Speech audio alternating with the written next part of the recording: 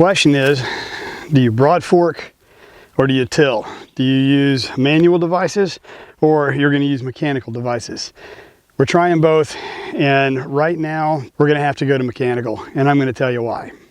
Hey everybody, it's Greg from Bell's Backyard. I hate to admit it, but the broad fork for us, at least right now, is not going to work. We've been tilling up 5 of our beds in hopes that we could do it with just a broad fork and not use any mechanical devices and then start building our soil. But the problem is Mother Nature's just thrown us a curve, and she's bringing down some 35, 36 degree temperatures, and we have to get our tillage radish and our black oats into the soil as quick as we possibly can to create our cover crop. So I want to just kind of go over what we are trying to do and then what we're going to end up doing. So let's go ahead and take a look at our beds. All right, we're out here at 2 of the 4 plots that we're going to start for our spring season, but we're getting them ready this fall. Now, the plan was that since this is a new location, a new environment, a new growing zone, that we were going to start this entire process and use nothing but hand tools and then teach our children how that you can work with the land without having to have mechanical devices.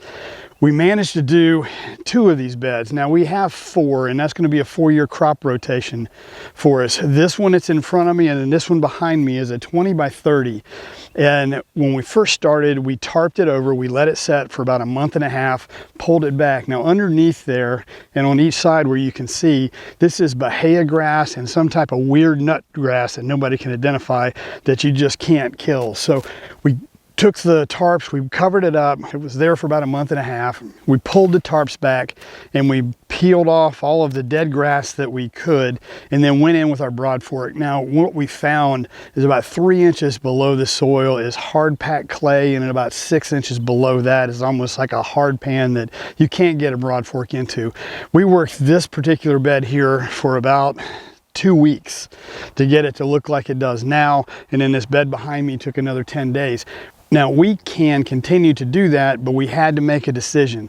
Mother Nature has changed our plans because here in the next 3 or 4 days, the weather's going to drop down. So we're going to need to get our cover crop in, which we're going to talk about here in a second. And the only way to do that is going to have to use a mechanical device. So we're going to hop on our tiller. We're going to do our till as best we possibly can with what we have left. And then we're going to put in our cover crops on those so they have a chance to grow and get established before the super cold weather hits us. And now we're ready for our cover crop. Look at this stuff. With a cover crop for clay soil, you want to do 2 things. You want to make sure that you're introducing more biomass, and also we want to bust this clay up and allow some room for our plants in the spring to be able to grow. The way we're going to do that is going to be kind of a it's a cover crop cocktail. The first thing we're going to introduce is going to be our tillage radish, which is right here. Now I've gotten all this stuff from Hoss Tools. There's an affiliate link that I'll put in the description. So the tillage radish is designed to go drill down into the soil about 8 inches or so, and what it does is it breaks the clay up, but it also takes the nutrients or scavenges the nutrients out of the soil and holds it. And then when we kill it off in the late winter or the early spring, it'll provide that nutrients that's there, and it's also going to provide that extra biomass of that broken up soil. The second thing we're going to put down is going to be this stuff right here. Oh, gosh, I'm getting old. And that's going to be black oats. It's going to do, as it grows, it's going to provide shade and cover, and it's going to prohibit any of those grasses to come back. At least we hope so. So we'll be ready for it in the spring. So we're going to go ahead and get this down in the ground. Guys, just hang on and watch.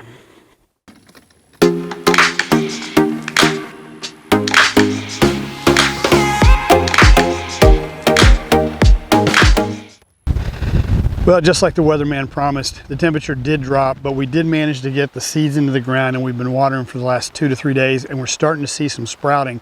But before we get into that, if you like this video, do me a favor, hit the subscribe button and give us a thumbs up. It helps the channel to grow, and you'll also be alerted for any other videos that we put out. We're out here at the last bed that we seeded with our cover crop. Now, you saw in the video that the kids were hand dispersing those seeds. Now, a lot of that was my fault. The initial plan was that we were going to use a seeder. That didn't work out so well, so we decided to go ahead and mix the seeds in with some sand.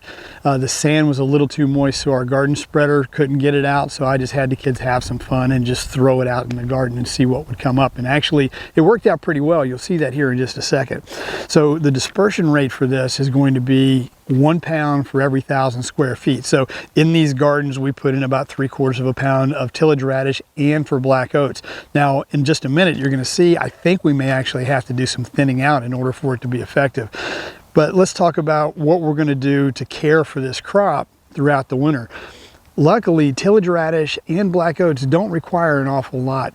It needs to have a little bit of potassium, it needs to have a little bit of phosphorus, but other than that, it's good to go. And I think this soil is going to be just enough for those radishes to grow and for the black oats to grow. So we're just going to leave this alone. And then what we'll plan on doing is, if Mother Nature doesn't come in and provide 20-degree temperatures for 2 to 3 days, then our plan is in January, the end of January, the 1st of February, we're going to go ahead and mow this down, put a silage top right on top of it, cover it up, let it start decomposing for us to start getting ready for our spring planting, which is going to be mid to late February. So let's go take a look at the beds. Now, this bed right here, you can't see it. I'll tell you what, I'll put up a picture of it. But the tillage radish in 2 to 3 days has already started sprouting. Here's one right here.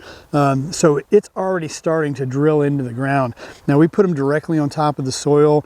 We could have covered it up, but we've seen where they disperse it through airplanes. So I think it's going to be fine just going ahead and throwing it right on the ground and letting it grow. The black oats, I don't expect to see that for the next 4 to 5 days out of this particular bed, but it looks like everything is growing like it's supposed to be. But let's go take a look at the beds that have been out for the last 2 to 3 weeks. This is the first bed that we planted. This is the one that we fought with on a broad fork with the clay soil, and it's about 3 weeks old. And you can see that the tillage radish is really coming in, and along with the black oats. Now, my concern is that the black oats may be seeded just a little bit too close together. Now, I haven't had experience with this before, I'll admit. With clay soil, it's this heavy. So I don't know if the seedlings are going to continue to drive in and grow, or because of the compacted clay, a lot of those are not going to be successful and they're going to die off. So I don't know whether to thin these guys out or just let them grow. If you have any suggestions, just leave it in the comment section below. So that's going to wrap it up for where we are in this video. Guys, if you want to see the results of that, again, subscribe to the channel. I appreciate everything that you do. I appreciate your time. I'm Greg from Bell's Backyard. We'll see you on the next video.